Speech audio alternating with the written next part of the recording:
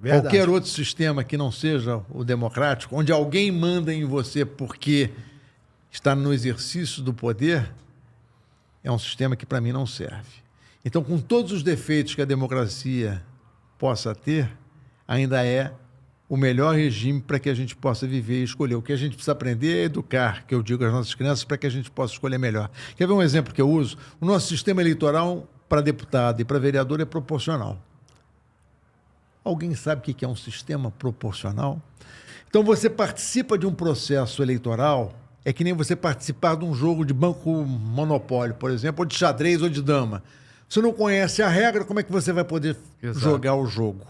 Então, você tem que ensinar as pessoas o que é o sistema representativo proporcional, para ela entender que, muitas vezes, quando você dá 1 milhão de votos para um tiririca, você leva com o tiririca 3 ou outros 4 deputados que você não imaginou que estariam no Congresso Nacional.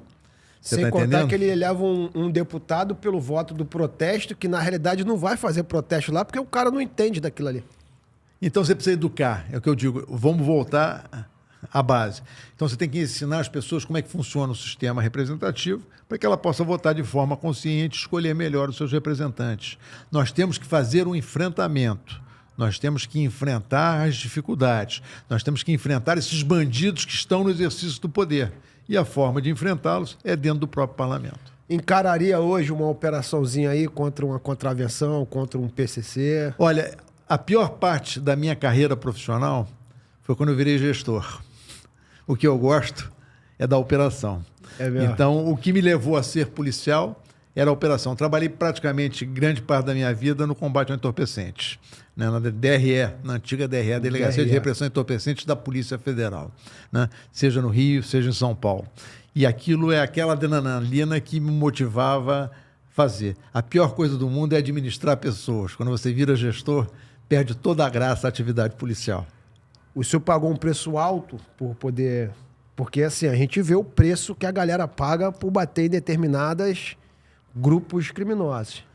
Na minha época, eu diria o seguinte, a gente atuou muito, a Polícia Federal tem uma atividade diferenciada, onde você procura atacar as grandes quadrilhas, né?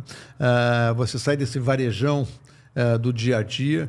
Então, a gente fez grandes operações com grandes apreensões de cocaína na época. E era muito engraçado, porque nós tínhamos um mural na nossa delegacia em São Paulo, com várias manchetes de jornal. Olha que coisa interessante. Então, você tinha assim: polícia apreende 1 quilo de cocaína na primeira página de um jornal. Você imagina. Depois, você aprendia 100 quilos, não dava mais primeira página. Depois, você aprendia 1 tonelada, não dá mais primeira página. Verdade. Você está entendendo? Então, essa é a modificação que nós tivemos através do tempo. Ou seja, você continua atuando, você continua combatendo e você não pode deixar de atuar e combater. Você acha que tem que ter um senso de missão nisso? Ah, com certeza. Acho que polícia não é profissão, polícia é vocação. Ou você tem ou não tem. Não use a polícia como trampolim para alguma outra atividade. Polícia, você tem que fazer uma boa seleção, dar um bom treinamento, uma boa formação e uma boa remuneração. Porque você tem pessoas abnegadas, pessoas corajosas, pessoas valentes, que enfrentam uma criminalidade violenta, principalmente aqui no nosso estado do Rio de Janeiro. Sabe por que você toma uma carga de fuzil na cabeça quando você entra numa comunidade? Não é mole, não. Essas pessoas são muito corajosas. Aliás, hoje eu ouvi uma frase muito interessante atribuída a um velho político, que era o Francisco Dornelles. Uma frase atribuída, não. Ele dizia o seguinte: eu sou uma pessoa que tenho muito medo, mas muito medo. E o que me fez ter coragem é enfrentar os meus medos. Então, eu acho que a vida é isso, é você enfrentar os seus receios, os seus medos, né? E abraçar aquilo que você escolheu como profissão, que é ser policial. Qual o recado o senhor daria para o jovem que está assistindo a gente hoje, que tem esse senso de missão, que tem um senso de ser um policial, que tem aquela noção que quer ser um policial para fazer o correto, para fazer, independente de dinheiro. A gente sabe que muita gente entra na polícia hoje porque quer ter a carteira, porque quer uma série de outras coisas que não sei, mas eu acredito fielmente que existe um garoto ali que sonha em salvar vidas, em proteger e servir a sociedade. Olha, eu até brinco muito que eu digo o seguinte: eu talvez tenha assistido muito filme de mocinho e bandido na minha infância e na minha juventude. Muito filme policial, né? Muito filme de cowboy. E eu sempre quis ser o mocinho. Então, se você quer ser o mocinho dessa história, que é a história da vida da gente, entre para a polícia. Mas entre para a polícia por vocação, para fazer aquilo que é o certo, que é o correto. E não se deixe levar pelo que é fácil, não se deixe levar por aqueles que dão um caminho muito fácil, que lá no fundo vai acabar difícil. Quanta gente a gente viu aí que teve a possibilidade de exercer bem a atividade e acabou execrado, preso, porque não honrou o distintivo que recebeu para defender a sociedade. Agora o senhor imagina aqueles 1000 que o senhor escolheu com esse senso de missão, hein? Eu acho que a gente mudava, hein? Para cima deles. Eu também acho que mudava.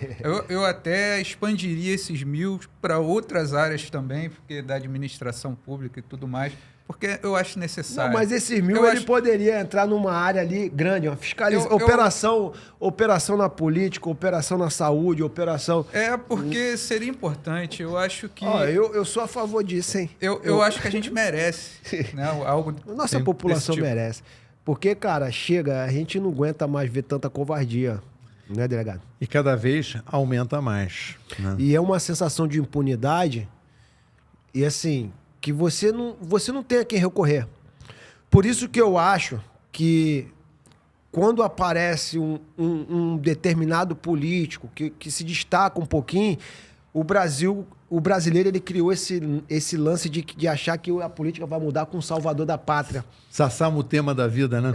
Ele acha que vai mudar com o salvador da pátria. E eu acho que o cara tá tão decepcionado, né? Ele acha que esse sistema é tão forte que não pode se derrubar, que ele vai chegar um cara ali com o arquétipo do herói, vai fazer o que todo mundo tem vontade de fazer e ninguém tem coragem, e vai mudar tudo. Só que não é.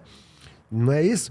Você que está me assistindo hoje, eu quero falar para você que política é ideias, projetos e propostas. E um sistema democrático. Eu acho que é só assim que a gente vai mudar, mas a gente tem que eleger pessoas com princípios e valores que não se corrompem, pô. Não é isso, meu irmão? Exatamente. Até porque, como disse o nosso convidado aqui, a liberdade e a responsabilidade, elas não se separam nunca. Caminham então, juntas. Assim, quando você separa a liberdade e a responsabilidade, as duas se perdem.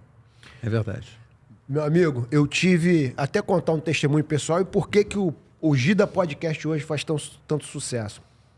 Eu tive um período meu dentro do Evangelho, estudando ali a palavra de Deus, estudando a Bíblia, e ali eu tive valores inegociáveis, eu aprendi valores inegociáveis ali com Deus, ali tudo.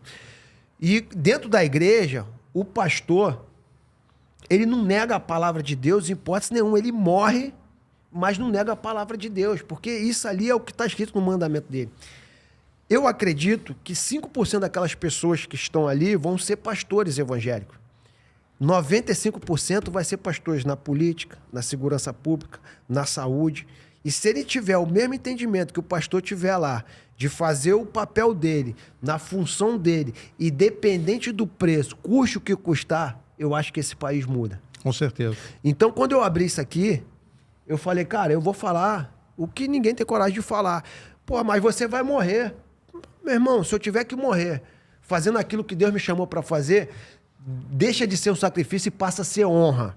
Eu morri cumprindo o chamado que Deus me deu aqui nessa terra. É isso aí. O nome disso é o que o nosso amigo já disse, vocação. A gente está precisando de 1000 vocacionados aí para botar quartelado. Isso é fácil.